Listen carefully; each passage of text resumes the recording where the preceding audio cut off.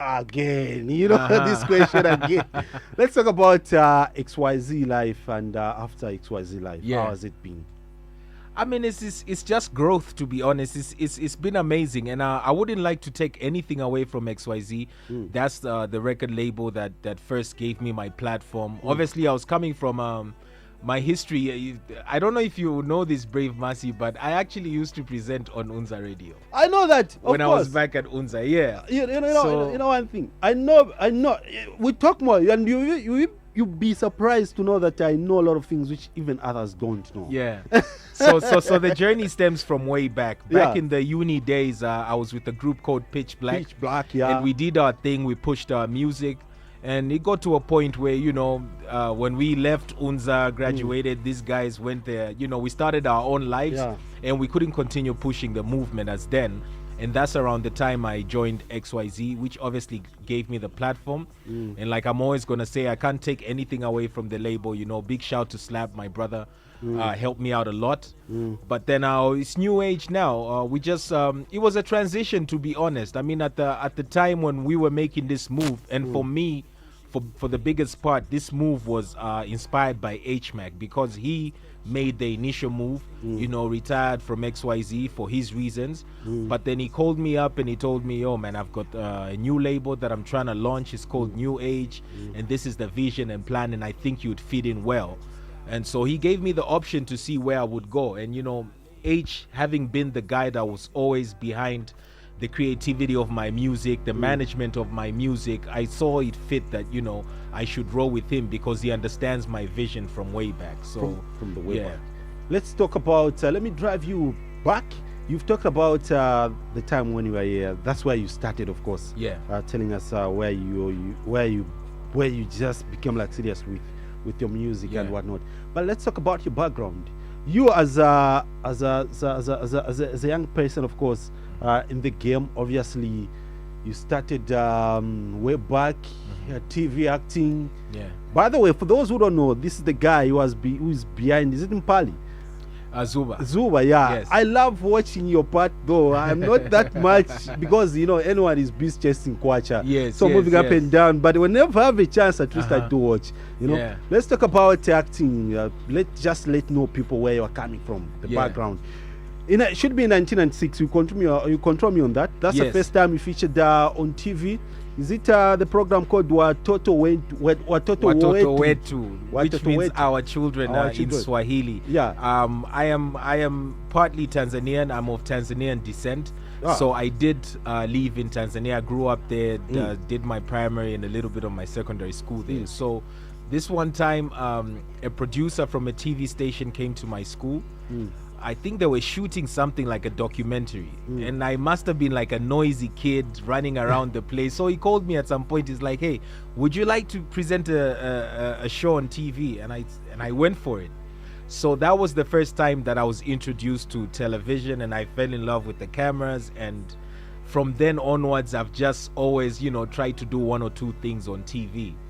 So that's where my TV journey stems from. And then when I got to Zambia, I did feature in Love Games. Love Games was a series that was on the education on HIV and AIDS.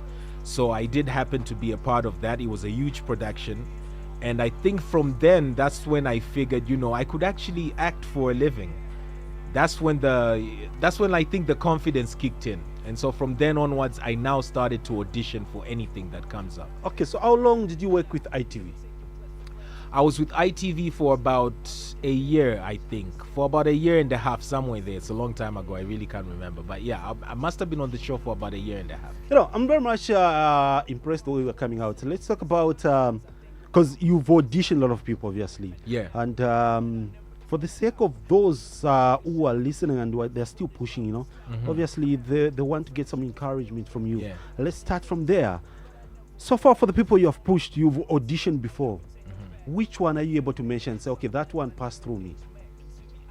At the moment, actually none, especially when if you speak of auditioning in terms of television, no, I haven't really, natured any person per se. but I've always tried to give guidance to a lot of people that hit me up, especially on my social media. You know, they would ask me, how did you get into this and how did you get into that? So I would always like give them links to people that in the business that I know, especially I must give mention to one lady called Becky Ngoma. Becky Ngoma is was the director of Zuba on the first what do you call season? Yep, okay. On the first season, yes. And she was also on Love Games as well. Yeah. So Becky is one of those people that's just, I mean, she believed in me before I said I even believed in myself. You know, when someone's a professional, sometimes they see something in you before you even pick it up. So Becky called me on the side. She told me, hey man, I think you can actually really act. All you need to do is perfect this part and this part and this. So she's one of those people that has helped me. And so whenever I have young people that hit me up and say, look, I would like to get into acting or such and such, I always give them Becky Ngoma's contacts and I tell them, you know, join the Zambezi Magic page and look out for auditions, because as much as though it's a bad precedence that has been said before, but a lot of people like to think you need to be connected for you to do anything. But I'll assure you, on Zuba, I just auditioned like any other person. I saw it on Facebook and I went to the audition. I auditioned and I got the role. And so I always tell people, just audition. You never know what comes out of it. Like, give it a try. Oh, well, you know what? I'm impressed and I'm very much tempted to agree with you. But let's talk about experience matters. Yeah. Remember, I started from Tanzania, of course. Yeah. ITV, worked with them for a year. And then I don't know how long it took you to get back again on TV.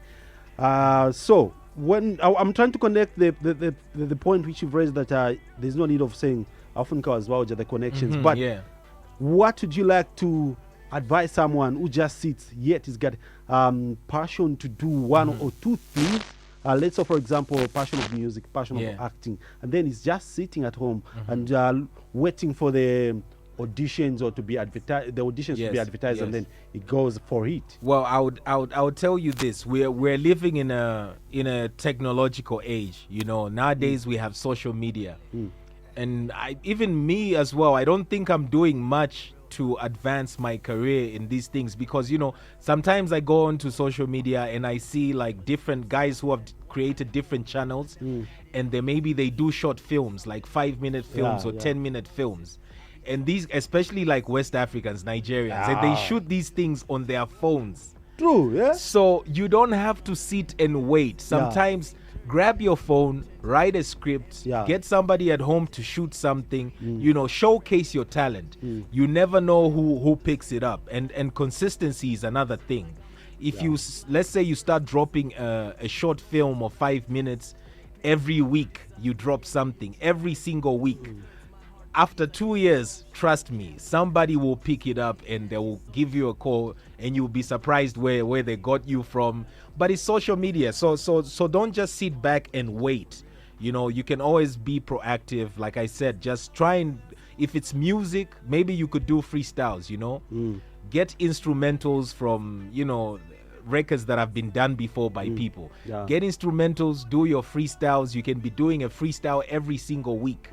My point is, you know, you can't be ignored forever. Consistency always pays off. So if you just start putting your work out there, you know, share it on your Instagram, on your Twitter, on your Facebook, at some point, someone is going to pick it up and they'll give you that call. They'll give you that call. Obviously, it's the issue of having short-term goal, which will advance you to the long-term goal.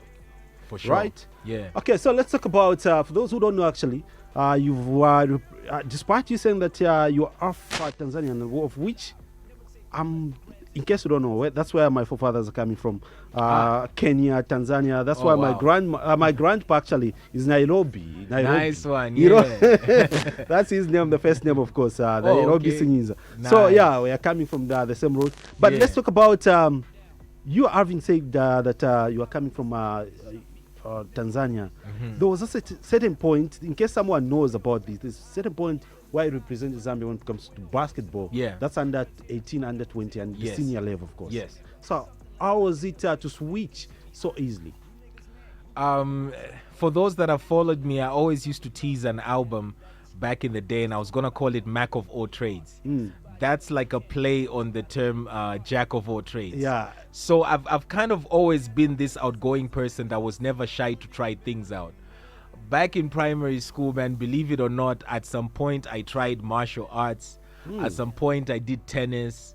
At some point I joined the dance group, drama group. So I was always like trying these things out. So I've always kind of tried to juggle things. But obviously my strength, I saw more of my strength in music and acting, which to me I kind of think they go both in both. You know, as a musician, you shoot music videos. Yeah, And true. music videos have concepts. So in some way you're acting whether you like it or not. You're an actor when you're an artist. As long as you're shooting music videos with a concept, you're acting in some way. So with these is kind of where I saw my strength and decided I should give it a little bit more of my time. Okay. You know, so even with basketball as well, I'd always been athletic. I played in the school teams, I think from as far back as I can remember. I always made the cut for the basketball teams from my primary school, secondary school, and then came to Unza, which gave me the biggest platform because started playing with the Unza Pacers. Yeah, and that's where we started playing in the league, and I started catching the eye of different coaches. Yeah. And that's how I ended up on these teams that